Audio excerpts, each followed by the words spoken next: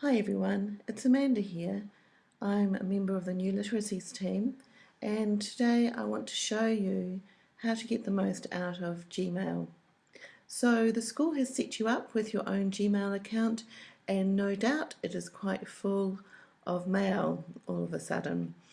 And apart from the general use of Gmail, I just wanted to show you a few ways to deal with your inbox that will make life a little bit easier and you won't feel so overwhelmed about all the mail that's there.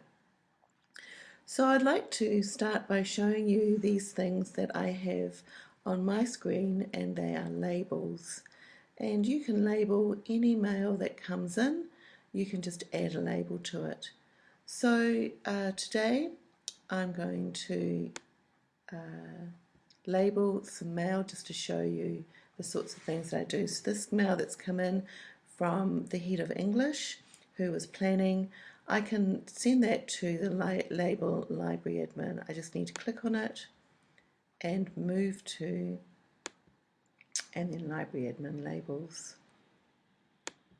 To create these labels, you can simply go to labels once you've highlighted a mail by clicking on the box, and you can add new mail, new ways of dealing with mail, new labels. Don't have too many because, as you can see, things get a little bit built up. So for example, now that I've labelled all of those things library admin, and I can and I've read them, I'll just mark them as read. I can then move them to my library admin folder, and I think I've got that one from Gary there without having marked it as read. I actually have read those ones. So those are labels, and they're very useful for just keeping everything organised. I'll just show you how to quickly make a new label. There's one from my Google Apps for Educators class. I don't have a label for that. I can just quickly put one in, and there it is, and there's that particular email labelled, and I can now move it to the inbox if I want.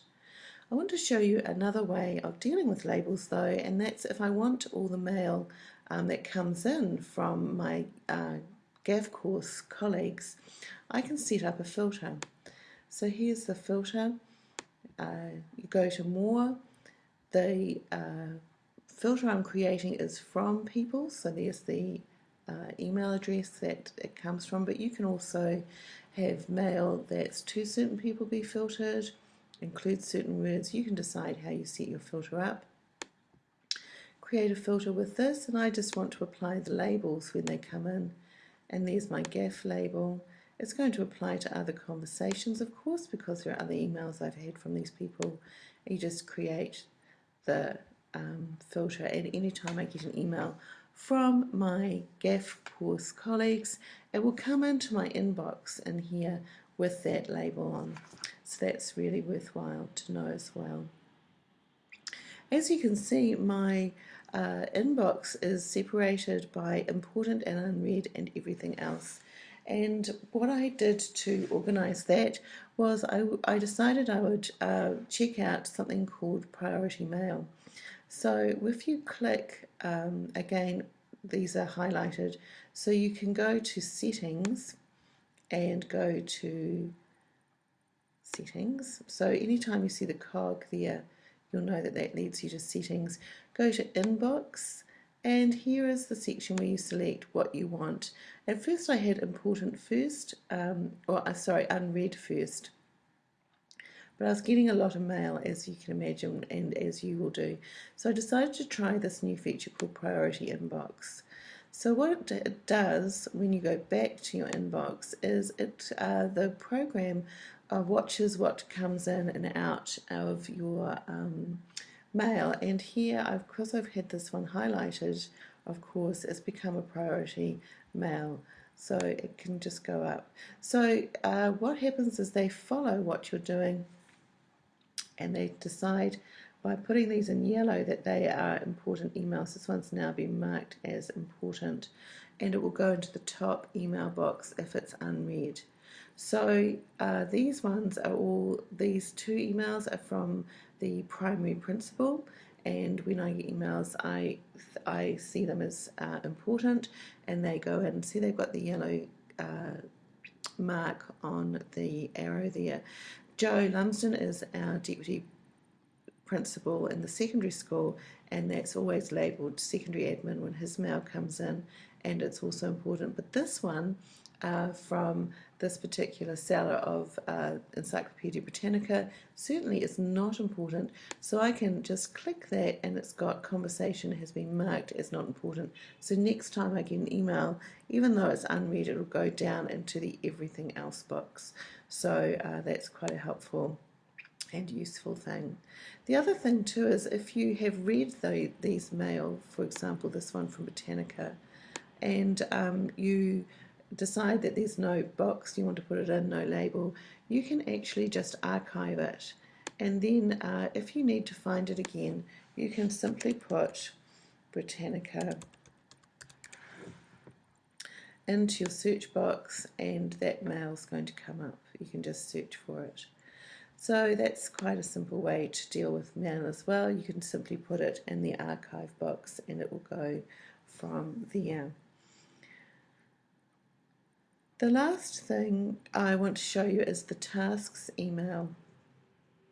So when I'm working on things that are particularly important, I can put it in my tasks inbox, and it'll come back, it'll, instead of sitting in my mail that's been read and trying to remind me, I use tasks on Gmail quite a lot. So for example, this one, to remind me about a presentation that I'm doing on Tuesday, I can simply go to More and then add to tasks, and when it is added, it will come up into my tasks box. And so I look at my tasks each day. When I click on that in my tasks box, the related email will come up to remind me what that's all about. And then it's taken, it can just leave my email altogether. So I'll just put that in archive. It's now in my taskbar. So the last thing I want to show you is to have a look very closely at the settings features, particularly this thing called Labs, and it's along here.